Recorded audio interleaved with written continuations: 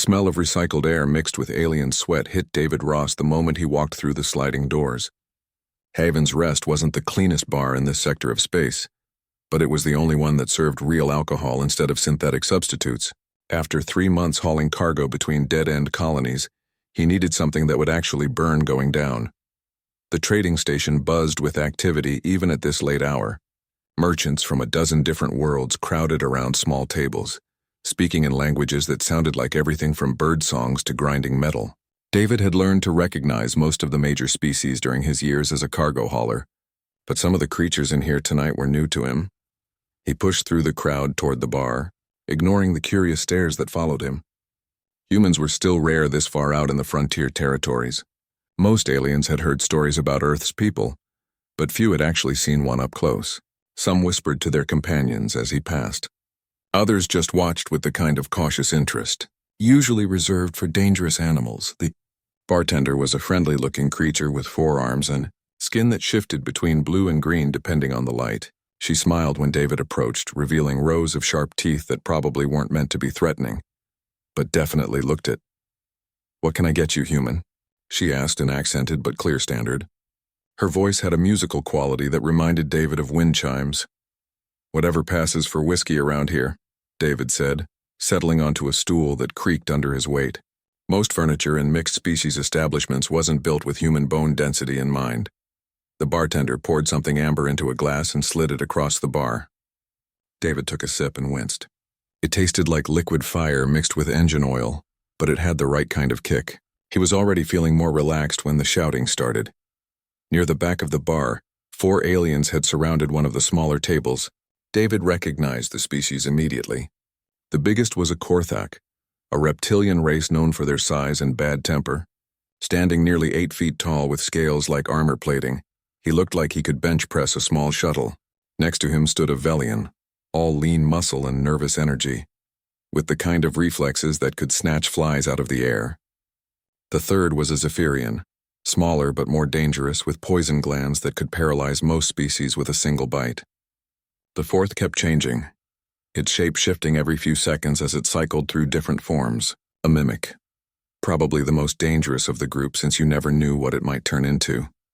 They weren't alone at their table. 3 smaller aliens cowered in their seats, clearly wanting to leave but too scared to try. David could see credits scattered on the table between them, along with what looked like identification cards and personal items. "Protection fees," the Korthak was saying, his voice carrying easily across the bar. "This sector isn't safe for small folk like you. Lucky for you, we're feeling generous tonight. Only 50% of your cargo value, and we make sure nothing bad happens to your ships." One of the smaller aliens, a furry creature that looked like a cross between a rabbit and a bear, tried to protest. "But we already paid the station fees. We don't have that much left after fuel costs." The Velian moved faster than David's eyes could follow, snatching the small alien by the throat and lifting him off his seat. "Are you saying our protection isn't worth it? Maybe you'd prefer to take your chances with the pirates who hit 3 convoys last week." The rest of the bar had gone quiet. David noticed that most of the patrons were carefully looking anywhere, except at the scene unfolding near the back. The 4-armed bartender had stopped serving drinks and was nervously polishing glasses with all 4 hands at once. This wasn't David's fight. He'd learned long ago that getting involved in other people's problems was a good way to end up floating in space without a ship. The frontier was full of bullies and victims, and there wasn't much one cargo hauler could do to change that basic fact of life. But as he watched the small aliens empty their pockets under the watchful eyes of their tormentors, something hot and angry started building in his chest. Maybe it was the terrible whiskey, or maybe it was the memory of every bully he'd ever encountered. But David found himself thinking about his sister Lucy back on Earth. She'd been about the same size as these aliens when older kids at school used to shake her down for lunch. Money, the Zephyrian noticed a young server trying to slip past their table with a tray of drinks. Quick as lightning, his hand shot out and grabbed her wrist. She was barely more than a child, some kind of amphibian species with large, frightened eyes. "Where are you going in such a hurry, little one?" the Zephyrian hissed, his poisoned glands visibly swelling. "Don't you want to say hello?" The server stammered something in her native language, clearly terrified. The mimic laughed and shifted into the form of her own species, but bigger and more threatening. She says she's sorry for disturbing us, it translated with cruel amusement. Maybe she should show us how sorry she really is. David finished his drink in one burning gulp and stood up. The bartender caught his eye and shook her head frantically, all four hands making cutting motions across her throat. Around the bar, other patrons seemed to shrink into their seats. He knew he should sit back down. 4 against 1 were terrible odds even when the 4 weren't trained killers from species known for their combat abilities. These weren't drunk miners or cargo thieves. These were professionals, the kind who made their living through violence and intimidation. But as David watched the young server's terrified face, he thought about all the times he'd looked the other way, all the small injustices he'd ignored because they weren't his problem. All the times he'd told himself that one person couldn't make a difference in a galaxy full of predators and prey. Maybe that was true. Maybe he was about to make the stupidest decision of his life. But as he started walking toward the back of the bar, David realized he didn't care anymore. Some things were worth fighting for, even when you couldn't win, especially when you couldn't win. The server's wrist looked like a twig in the Zephyrian's grip. Her large eyes darted around the bar, searching for help that everyone knew wouldn't come. David could see the poison glands under the alien's jaw pulsing with excitement as he leaned closer to the terrified girl. "Please," she whispered in broken standard, her voice barely audible over the background noise of the bar. "I need to work. My family needs the money." The mimic shifted again, this time taking the form of an even larger version of her species. "Family?" it said in a mocking tone. "How sweet. Maybe they'd like to contribute to our protection fund too." David stopped beside their table. Up close, the 4 aliens were even more intimidating. The Cortex scales looked like they could stop small-caliber rounds, and the Velian's muscles coiled and uncoiled under his skin like living cables. But what struck David most was the casual cruelty in their eyes. This wasn't business to them. They enjoyed it. "Let her go," David said quietly. The conversation at the table stopped. The Zephyrian turned his head toward David with the slow, deliberate movement of a predator, sizing up potential prey. His poison glands swelled even larger, and David caught a whiff of something that smelled like bitter almonds and death. "I'm sorry," the Zephyrian said, his voice dripping with false politeness. "I don't think I heard you correctly. Did you just give me an order, human?" "I said let her go." David kept his voice level, though his heart was pounding against his ribs. "She's just trying to do her job." The Korthak laughed, a sound like boulders grinding together. "Look at this," he rumbled to his companions. "The little human thinks he's a hero." "How adorable," the mimic added, shifting into a rough approximation of human form. "Tell me, hero, do you know what happened to the last human who tried to interfere with our business?" David shook his head. "Neither do we," the Velian said with a grin that showed too many teeth.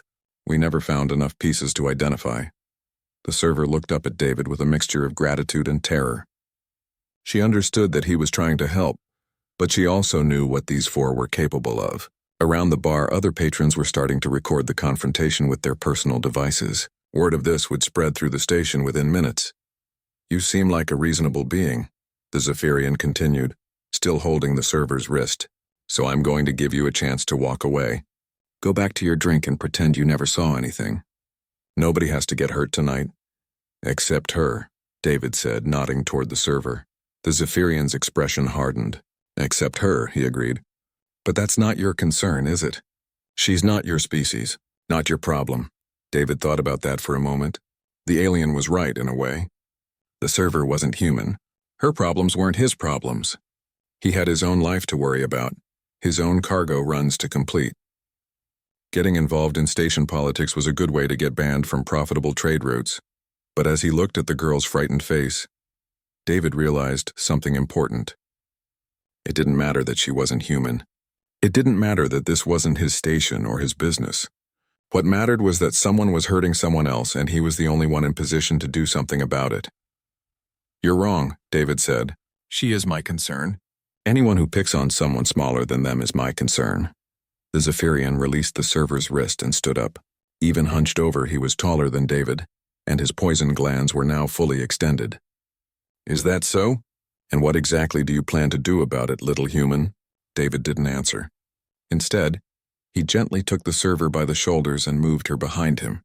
She scrambled away toward the safety of the bar, casting grateful looks over her shoulder. The four aliens spread out around David in a loose circle. They moved with the practiced coordination of a pack that had worked together for a long time.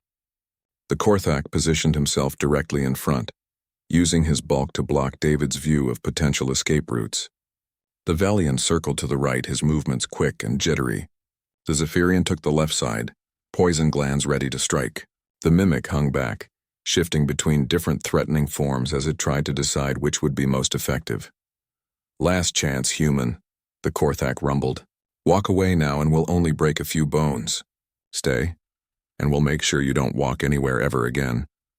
David looked around the circle of hostile aliens, calculating odds and finding them completely hopeless. 4 trained killers against 1 cargo hauler who hadn't been in a real fight since basic training.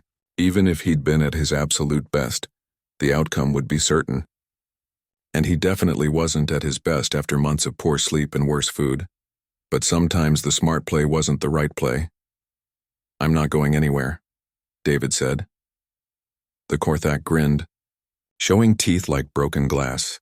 "Your funeral, human." He shoved David hard with both hands, putting enough force behind it to send most species flying across the room. David stumbled backward but managed to keep his feet, much to everyone's surprise. The push had hurt, but it hadn't dropped him like it was supposed to. The 4 aliens exchanged glances. They'd expected the human to crumple under the Korthak's strength, not absorb it and stay standing. Around the bar, other patrons leaned forward in their seats. "This wasn't going according to the script." "Tougher than you look," the Velian admitted, flexing his claws. "That just means we get to have more fun." David wiped blood from his split lip and settled into a fighting stance. He wasn't going to win this fight, but he was damned if he was going to make it easy for them. Sometimes standing up was more important than staying down. The real fight was about to begin. The Velian struck first, moving faster than most creatures could track. His clawed hand swept toward David's throat in a killing blow that should have ended the fight before it really began. But David had been watching the alien's muscle patterns, and something in the way the Velian's weight shifted gave him just enough warning to duck. The claws whistled through the air where David's head had been a split second earlier.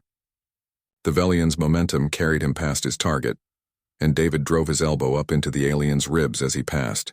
The impact sent vibrations up David's arm that told him he'd hit something solid, but the Velian barely grunted. Before David could follow up, the Korthak was on him. The massive reptilian grabbed David by the shoulders and tried to drive his knee up into the human's stomach. David managed to get his hands down in time to block most of the impact, but the force still lifted him off his feet. He used the momentum to push off the Korthak's leg and create some distance. The Zephyrian came at him from the side, poison glands fully extended and ready to inject their deadly cargo. David grabbed a chair and swung it at the approaching alien. The chair shattered against the Zephyrian's skull, but the impact was enough to knock him sideways and disrupt his attack. "He's faster than he should be," the Mimic called out, shifting into the form of something with too many teeth and claws, and stronger too. The 4 aliens had expected this to be over quickly. Most species would have been unconscious or dying by now, but the human was still standing. More than that, he was adapting.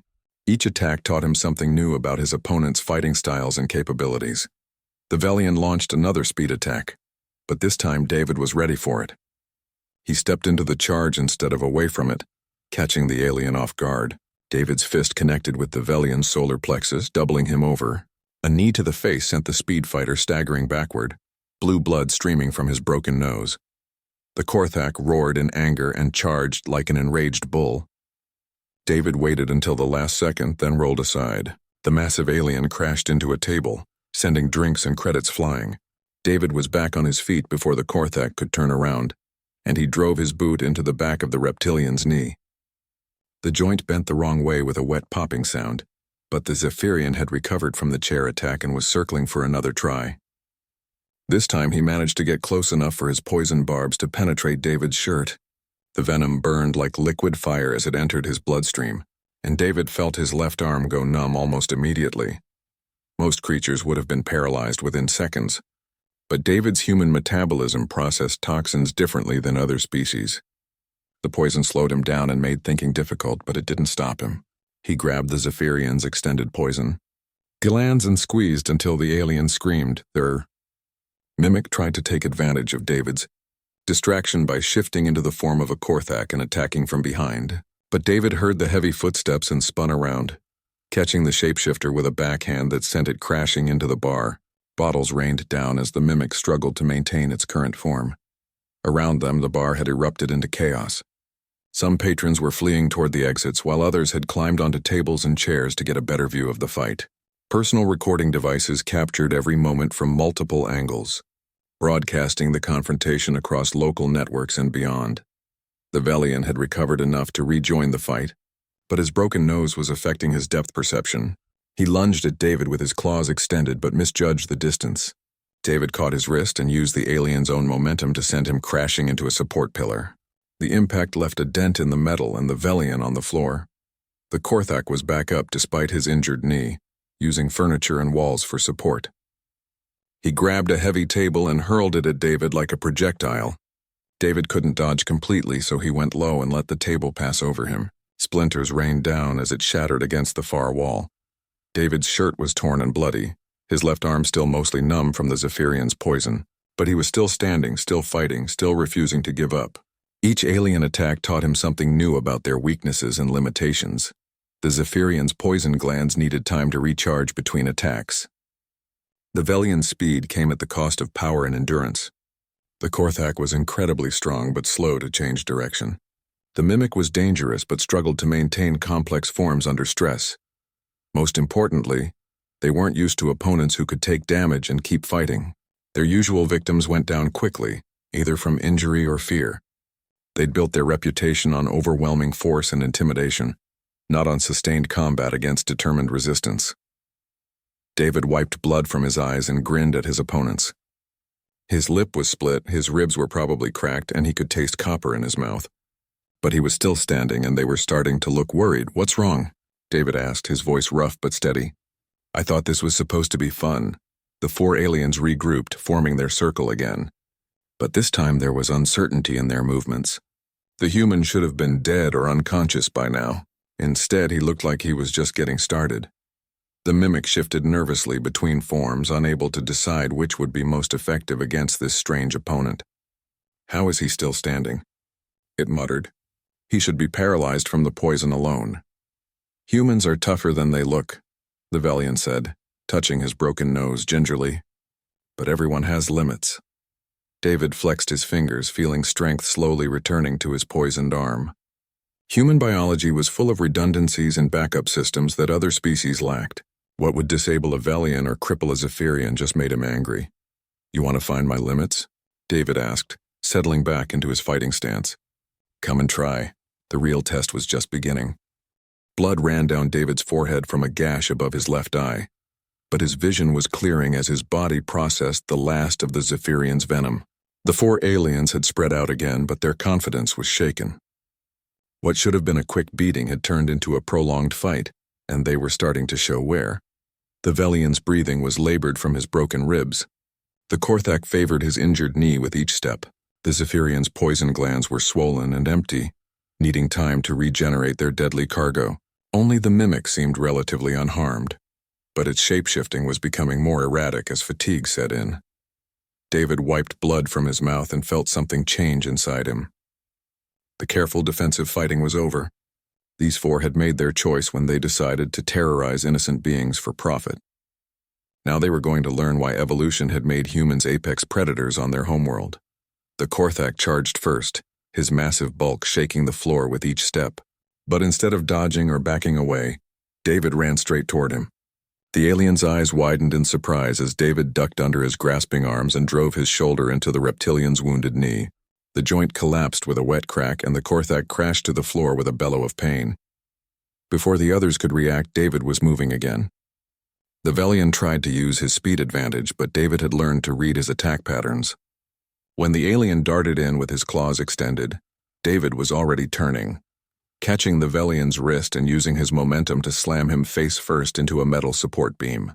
The impact left a dent in the steel and the Velian unconscious on the floor. The Zephyrian backed away, his empty poison glands useless for the moment. He pulled out a curved blade, the metal gleaming with some kind of toxic coating. David grabbed a broken chair leg and parried the first slash, the improvised weapon splintering but deflecting the blade. The second attack came faster, but David stepped inside the alien's guard, and drove his elbow into the Zephyrian's throat. The alien dropped his knife and collapsed, gasping for air through his damaged windpipe. That left only the mimic, which was cycling rapidly through different forms as it tried to find something that could hurt the human. It settled on the shape of a massive predator from its homeworld, all teeth and claws and killing instinct. But David had noticed something important during the fight. Each time the mimic changed forms, there was a moment of vulnerability as its body reorganized itself. David feinted left, then dove right as the mimic lunged. His timing was perfect, catching the shapeshifter mid-transformation. His fist connected with what passed for the creature's face, and the impact disrupted its cellular structure. The mimic collapsed into an indeterminate blob, unconscious and unable to maintain any coherent form. The bar had gone completely silent except for the sound of David's heavy breathing and the groans of the defeated aliens. He stood in the center of the destruction, surrounded by broken furniture and scattered debris. His clothes were torn and bloody, but he was still standing. Around the bar, dozens of recording devices continued to capture every moment. The fight had been broadcast live across multiple networks, and the footage was already spreading through the galactic communication grid. Within hours, beings across dozens of worlds would see the moment when a single human had defeated 4 of the sector's most feared enforcers. The bartender emerged from behind the bar where she'd been hiding, all 4 arms shaking as she surveyed the damage. "Are they?" she started to ask. "Alive," David said, checking each alien's pulse in turn. "Hurt but alive. They'll need medical attention, but they'll survive." The Korthak stirred and tried to sit up, but his ruined knee wouldn't support his weight. He looked up at David with a mixture of fear and respect that hadn't been there before. "What are you?" he whispered. David considered the question. An hour ago, he would have said he was just a cargo hauler trying to make an honest living in a dangerous galaxy. But something had changed during the fight. He'd rediscovered a part of himself that had been dormant for too long. "I'm human," David said simply. The word seemed to carry new weight now. Around the bar, alien patrons were recording his answer along with everything else. The term human would take on different meanings after tonight across dozens of worlds and countless species. The young server who had started the whole confrontation approached cautiously. Her large eyes were bright with unshed tears and her hands were shaking. "Thank you," she whispered in her native language, then repeated it in standard. "Thank you." David nodded to her, then looked around at the other small beings who had been terrorized by the 4 enforcers. They were emerging from their hiding places now, realizing that the threat was over. Some were crying with relief. Others were staring at David like he was some kind of mythical creature come to life. The station's security forces finally arrived, though David suspected they had been waiting for the fight to end before making an appearance. The head of security, a professional-looking alien with multiple eyes and ceremonial scars, surveyed the scene with obvious amazement. "The report said 1 human fought 4 syndicate enforcers," the security chief said. "I didn't believe it until now," David shrugged. "They picked the wrong fight." As the security team began collecting the unconscious aliens, David noticed that his personal communicator was flashing with incoming messages. News feeds from across the sector were requesting interviews. Military recruiters were offering contracts. Trading consortiums wanted to hire him as protection. But what caught his attention was a message from an unfamiliar address with official encryption tags. The sender identified themselves as a representative of the Galactic Council, requesting an immediate meeting to discuss matters of mutual interest regarding human integration into galactic society. David deleted the message without reading the full text. He'd had enough politics for one night. All he wanted was to finish his drink and get back to his ship before things got even more complicated. The bartender approached with a fresh glass of the amber liquid that passed for whiskey. "This one's on the house," she said, "and every drink you ever order in my establishment." David accepted the glass gratefully and took a sip. It still tasted like liquid fire, but it was exactly what he needed. Around him, the bar was slowly returning to normal as patrons realized the excitement was over, but he could feel their eyes on him, and he knew that word of this fight would follow him wherever he went. He'd wanted to be left alone to do his job in peace. Instead, he'd accidentally become a symbol of something much larger than himself. The galaxy had just learned that humans were more than they appeared to be, and there would be consequences for that knowledge. David finished his drink and stood up, ignoring the protests from his battered body. It was time to get back to his ship and figure out what came next. The fight was over, but something told him that the real adventure was just beginning. David woke up in his ship's small medical bay with every muscle in his body screaming in protest. The automated systems had done their job while he slept, sealing cuts and treating bruises. But they couldn't do anything about the bone-deep exhaustion that came from fighting for his life. Through the porthole, he could see Haven's Rest spinning slowly in the darkness of space, looking deceptively peaceful. His personal communicator was flashing with so many unread messages that the display had given up trying to count them. News feeds, interview requests, job offers, and what looked like official communications from governments he'd never heard of. David turned off the device and stumbled toward the galley for coffee, hoping the rest of the galaxy would lose interest and move on to the next story. That hope died when he activated his ship's external cameras and saw the crowd waiting for him at the docking port. Reporters from a dozen different species clustered around his ship's entrance, along with what looked like military recruiters, and several beings in expensive suits who screamed, "Corporate," from 100 meters. Away, David's communicator buzzed with an incoming message from station control. The voice belonged to Administrator Chen, a human woman who ran Haven's Rest with an iron fist and a complete intolerance for trouble. "David, you need to get down here," she said without preamble. "The Galactic Council has sent a delegation. 3 different military organizations want to meet with you, and I've got reporters offering me serious money for an exclusive interview. Also, the Syndicate has put a bounty on your head, but that's probably the least of your problems right now." David groaned and rubbed his temples. "Can't you just tell them I left?" "Half the galaxy watched you fight 4 Syndicate enforcers and win," Chen replied. "The footage has been viewed over 2 billion times in the last 8 hours. You're not exactly flying under the radar anymore." David activated his ship's main display and accessed the galactic news networks. The footage was everywhere, broadcast on channels he'd never heard of in languages he couldn't identify. The headlines varied by species and political orientation, but they all focused on the same basic story. Human defeats multiple alien opponents in hand-to-hand combat. Some networks were calling him a hero. Others suggested he represented a dangerous new threat to galactic stability. A few were already speculating about human military capabilities and what Earth's entry into galactic politics might mean for existing power structures. The analysis programs were the worst. Military experts from across the galaxy were dissecting every move he'd made, trying to understand how a single human had overcome opponents who should have been superior in every measurable way. They talked about human endurance, adaptability, and something they kept calling psychological resilience in tones usually reserved for discussing natural disasters. David turned off the display and headed for his ship's small armory. If he was going to face whatever was waiting for him on the station, he wanted to be prepared. He strapped on a sidearm and checked his emergency supplies, then hesitated before adding a few extra power cells and a med kit to his belt.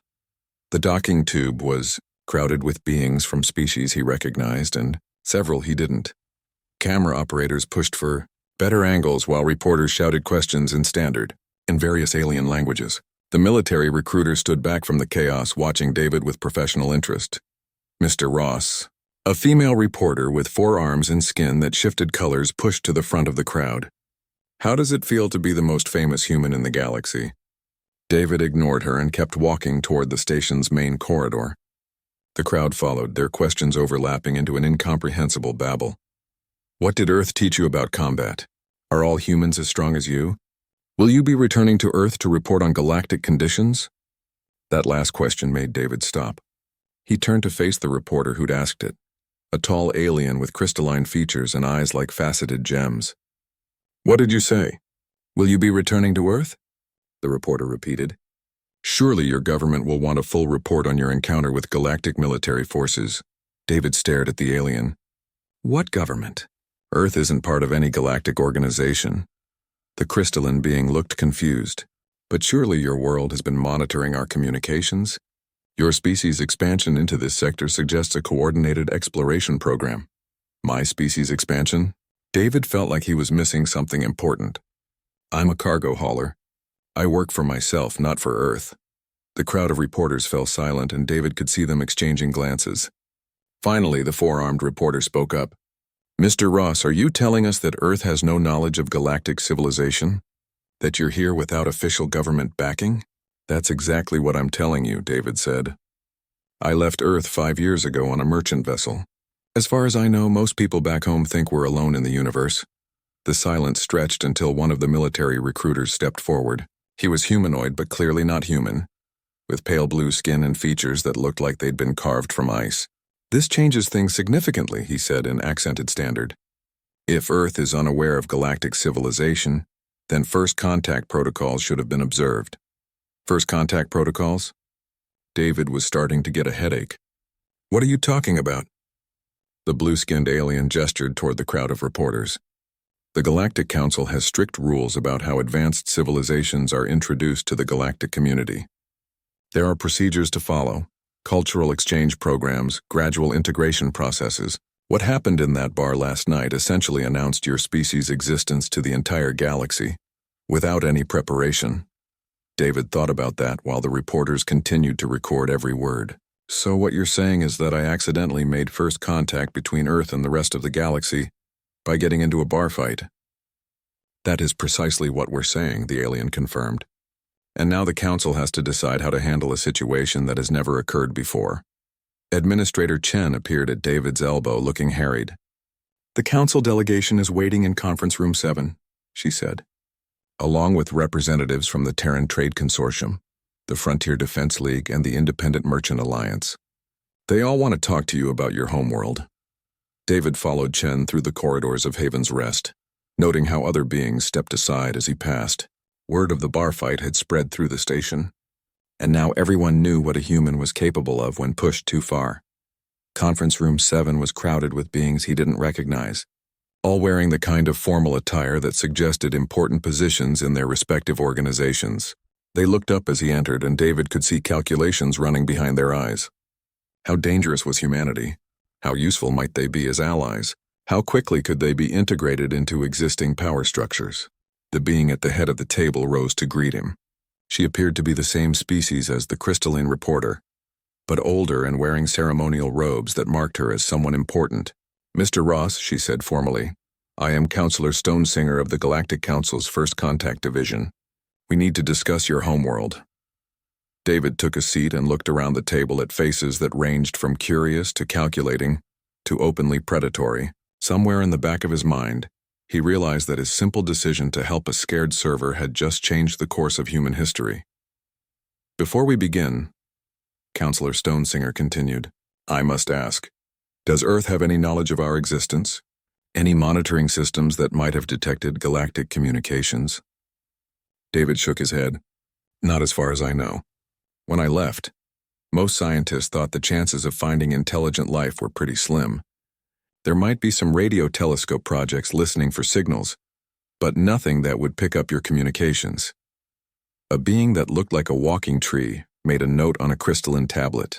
Completely unaware, it said in a voice like rustling leaves. This complicates matters considerably. How so? David asked. Stonesinger folded her hands on the table. The Galactic Council has protocols for integrating new civilizations, but they assume the newcomers have some knowledge of galactic society before official contact is made.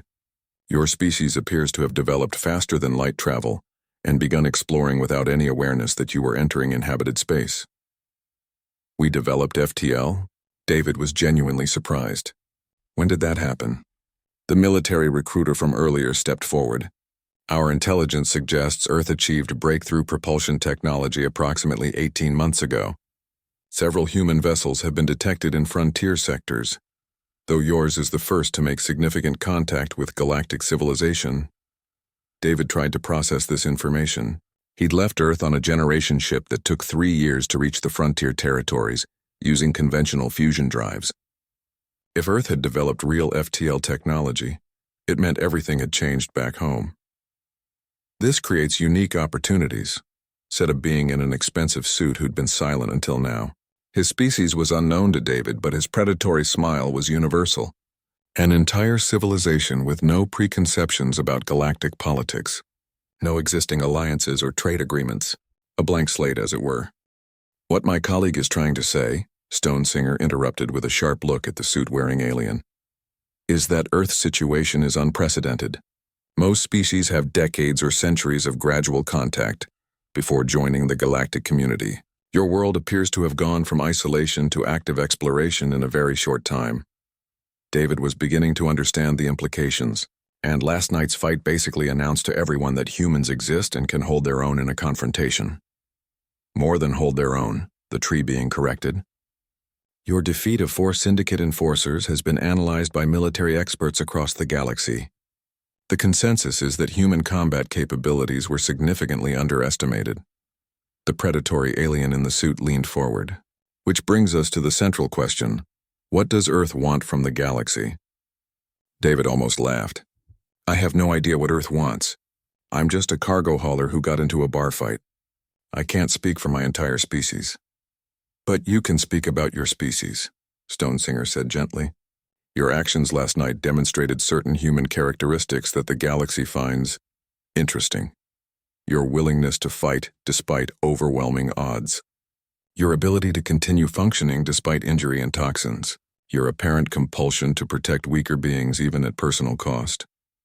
Those aren't special human traits, David protested.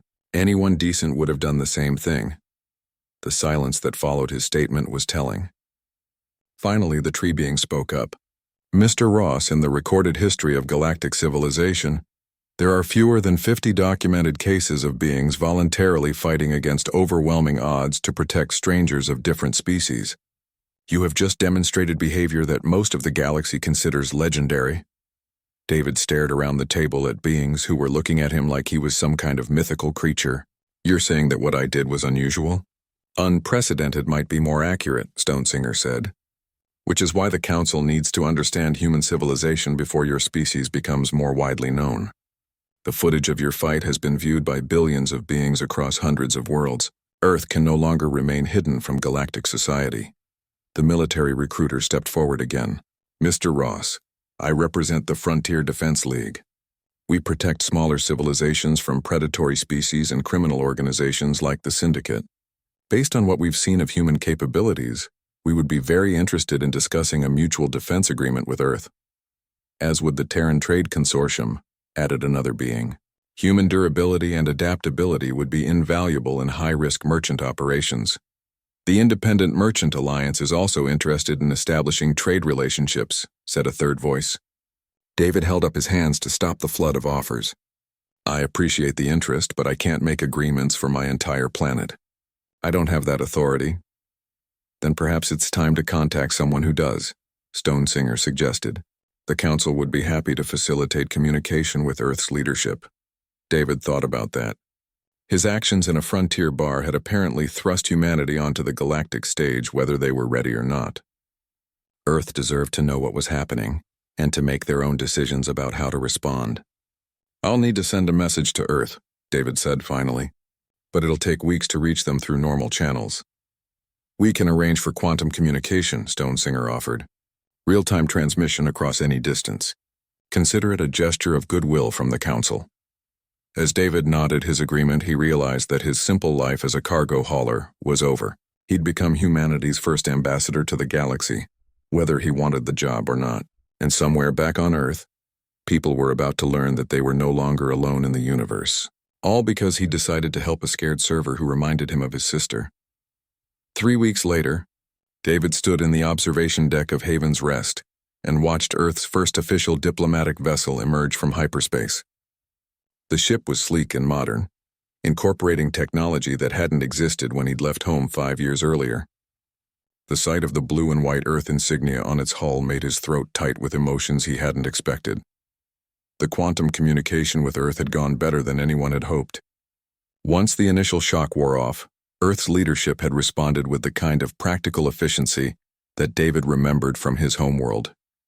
They'd sent Ambassador Sarah Kim, a career diplomat with experience in first contact scenarios, along with a small but capable team of experts. The galactic response to Earth's emergence had been immediate and dramatic. Within days of the quantum transmission reaching home, trade proposals, defense treaties, and cultural exchange offers had flooded in from across the galaxy. Some were legitimate opportunities. Others were thinly disguised attempts to exploit humanity's perceived naivety about galactic politics. David's role had evolved from accidental catalyst to unofficial advisor, helping Ambassador Kim navigate the complex web of galactic civilization. It wasn't a job he'd wanted, but it was apparently one he was suited for. His reputation from the bar fight opened doors that might have remained closed to other humans. The syndicate situation has been interesting to watch, Administrator Chen said, joining David at the observation window. Your little bar fight basically destroyed their protection racket in this sector. David nodded. The 4 aliens he'd defeated had become reluctant celebrities themselves, their loss to a human making them symbols of changing galactic power dynamics. The Korthak had apparently become something of a philosopher, giving interviews about the danger of underestimating other species. The Velian had opened a training academy teaching defensive techniques against human-style combat. The Zephyrian had gone into hiding, too embarrassed by his defeat to show his face in public. Only the Mimic had adapted well, making a living as a consultant helping security forces understand human capabilities. Speaking of the syndicate, Chen continued, they formally withdrew their bounty on your head yesterday. Apparently, they've decided you're more valuable alive as a symbol of human potential than dead as a warning to others.